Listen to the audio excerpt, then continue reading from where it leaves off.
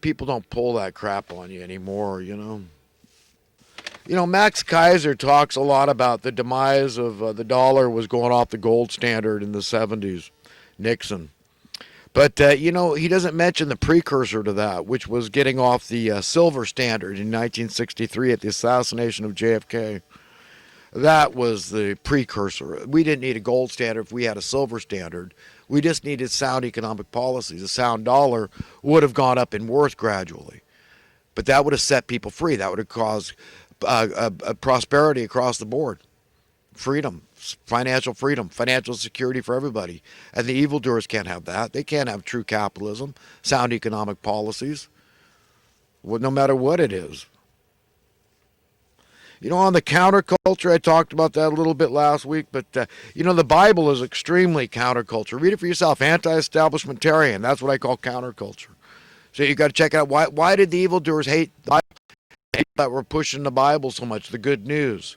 Why? When you read it, and you say, why would the evil? You understand? Because they don't want you having knowledge. Knowledge is power.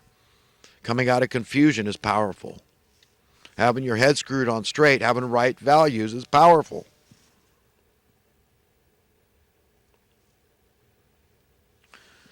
Yeah, fear, fear, fear, death, death, death. It's all we're hearing in the news. And who likes us afraid, huh?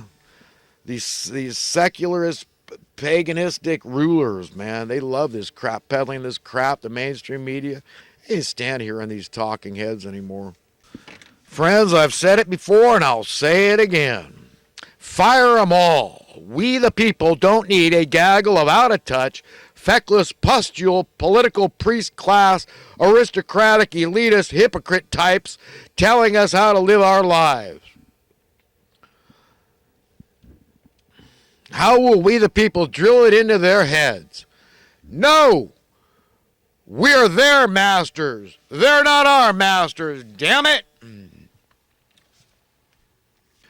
To reiterate my parting device to Donald Trump, President Trump.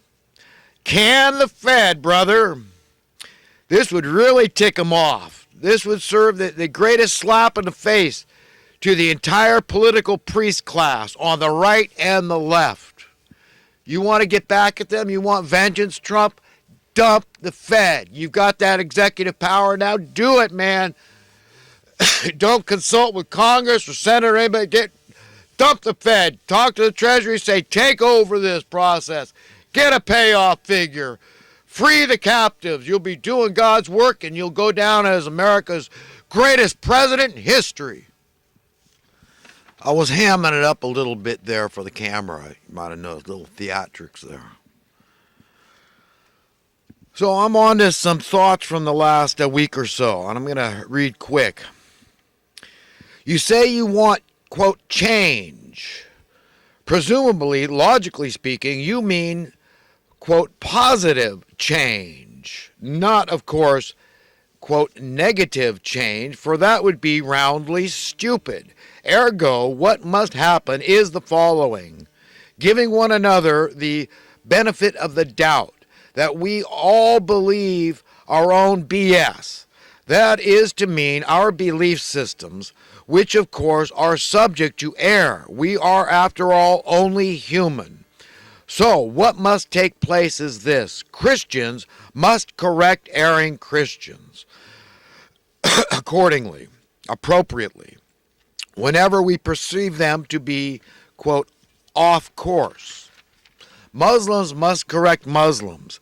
Jews must correct Jews. Buddhists must correct Buddhists. Republicans must correct Republicans. Democrats must correct Democrats. Liberals must correct liberals. Conservatives must correct conservatives. Socialists must correct socialists. Capitalists must correct capitalists. Men must correct men. And of course, on and on in that theme. The alternative is to be mere yes men to people in our very same field of beliefs, so to speak. We need to correct people in a nice way with the proper attitude and the right spirit to make our persuasions effective and palatable. Okay.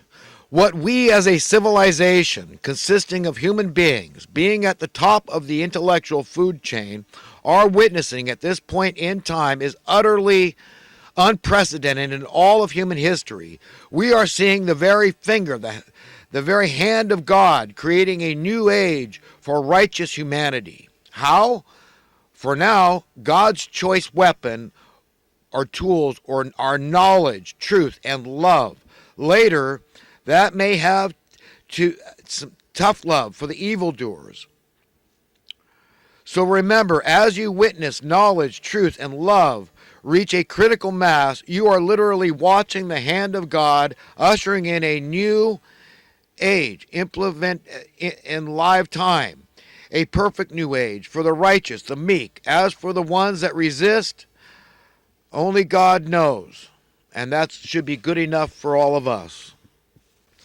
On the subject of proper, a term subject to definition, the definition of words, of terms, of phrases as such, the first step to a well-rounded understanding of the relevance, importance, implications, and effects for our reality in understanding these truths is enormous and cannot be overstated. There are, in fact, two distinctive definitions of terms. One is the contemporary, the worldly wise definition, the secular one. The other is ancient. It is spiritual. And the latter definition is without fail the proper, loftiest, top shelf, eternal, and plainly wisest definition for a term. When it comes to the idiom, a watched pot doesn't boil, we must protest, proclaiming this idiom to be utterly and irrefutably wrong. Therefore, much like a glaringly obvious untruth or flat-out lie. But what is being pointed out is this. Clearly erroneous idiom relates to our perception of time. When we fixate, time stops for us, like waiting in a long line or in bumper-to-bumper traffic. So obviously the message is, how do we hasten the positive when all we have is the moment? It all comes down to our decision to ask for help, simply to hasten the positive. Do we first turn to our owner or a human being?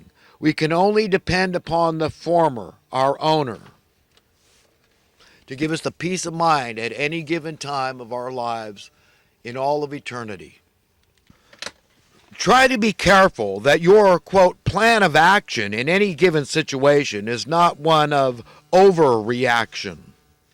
For any purportedly, quote, civilized society to tolerate desperate poverty, even to the point of homelessness, is engaging in overt human rights violations. There are obvious reasons we have such atrocities in our midst, but there are no reasonable excuses. And deep down inside, in the very marrow of our hearts, minds, spirits, and souls, our very eternal essence, we inherently know we are all without excuse in accepting, in tolerating this real-life horror show. We all, each one individually, give account for our apathy, our action, or our involvement. If you've ever wondered why societal ills of various types and severities never get fixed, even though there are many obvious, simple solutions, well, in a nutshell, it is because certain people profit from the problems persisting. Societal ills are their bread and butter, their relevance, their job security. Sick, huh?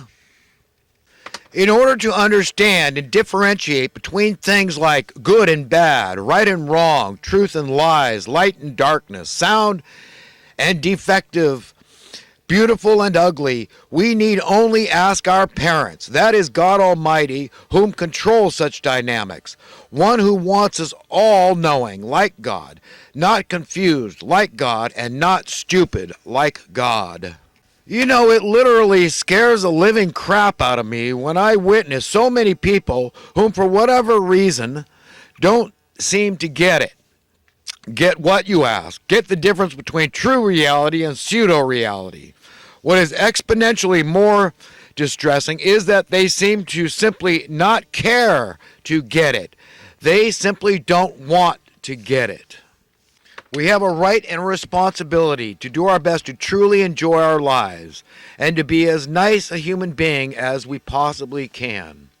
Finally, friends, listen, our government, supposed to be we the people, cares so much about our health and welfare and safety and all that crap. What is that, exclusive? What about homelessness? How healthy and safe is that to sleep out in the cold? You people make me nuts. You know that? I'm giving you some love, some rock mulch for your own good, for your internal